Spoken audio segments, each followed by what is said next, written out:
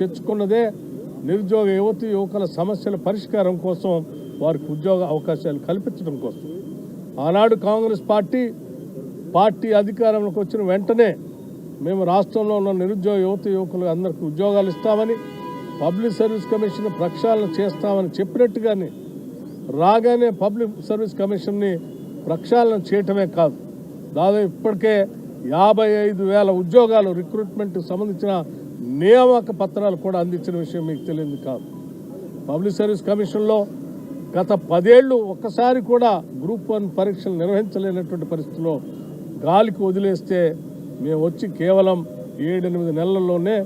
Group 1 పరీక్షను కూడా సక్రమంగా నిర్వహించి దశాబ్ద కాలం పైబడి గ్రూప్ 1 కోసం ఎదురు చూస్తున్న నిరుద్యోగ యువకులకి మంచి అవకాశం కల్పించిన విషయం కూడా మీ అందరికీ తెలిసిందే. అలాగే పబ్లిక్ సర్వీస్ కమిషన్ క్యాలెండర్ను కూడా ప్రకటించి దానికి అనుగుణంగా ఎన్ని ఇబ్బందులు సృష్టించడం కోసం ఈ ప్రశ్నాపత్రాలు లేకపోతే పరీక్ష నిర్వహించకుండా దాన్ని ఏదో రకంగా తిరకాసు పెట్టి నిరుద్యోగ యువకులకి అవకాశాలు రాకుండా ఉండేటట్టుగా చేయాల్సిన అనేక కుటిల ప్రయత్నాలు ఈ బీఆర్ఎస్ పార్టీ లాంటి వాళ్ళు చేస్తుంటే కూడా వాటిని తట్టుకొని నిలబడి వాటన్నిటిని ఎదురించి నిరుద్యోగ యువకుల కోసం పరీక్షలు నిర్వహించి ఈరోజు విజయవంతంగా మనం చేస్తున్న విషయం కూడా మీకు తెలిసింది. ఇవన్నీ ప్రజల విజయంగా, ప్రభుత్వం మీరు ఏర్పాటు చేసుకున్న ప్రజాప్రభుత్వం మన అవసరాలని తీర్చిదిద్దుతూ ప్రజల విజయంగా ముందుకు పోతున్నటువంటి సందర్భంలో ఈరోజు రాష్ట్ర ప్రభుత్వం సంవత్సర కాలం పూర్తి చేసుకున్నటువంటి సందర్భంగా చేస్తున్న కార్యకలాపాల్లో కూడా మేము ఎప్పటివరకు చేసినటువంటి అంశాలని, భవిష్యత్తులో చేయాలనుకునేటువంటి అంశాలను కూడా చాలా స్పష్టంగా చెప్తూ ముందుకు పోతూ ఉన్నాం. ఉదాహరణకి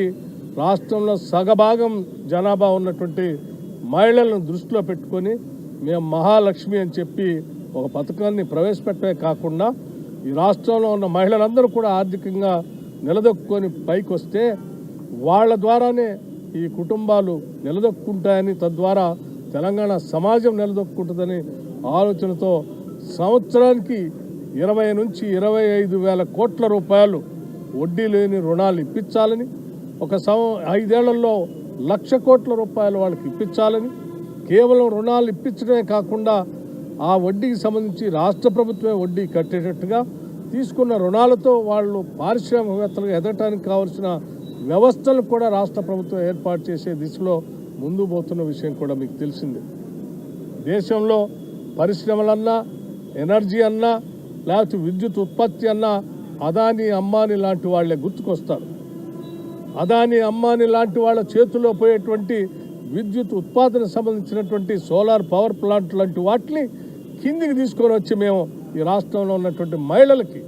మహిళా సంఘాలతో ఒప్పందం చేసుకొని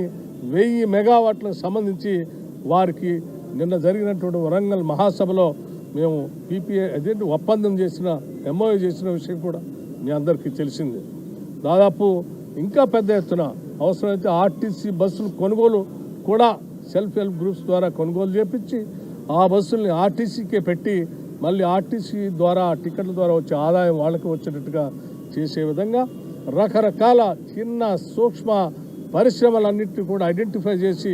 మహిళా సంఘాలతో పారిశ్రామికవేత్తలుగా మార్చి 1 కోటి మంది మహిళల్ని కోటీశ్వరులుగా చేసేటువంటి ఒక బృహత్తరమైన కార్యక్రమానికి ఈరోజు ప్రజల ప్రభుత్వం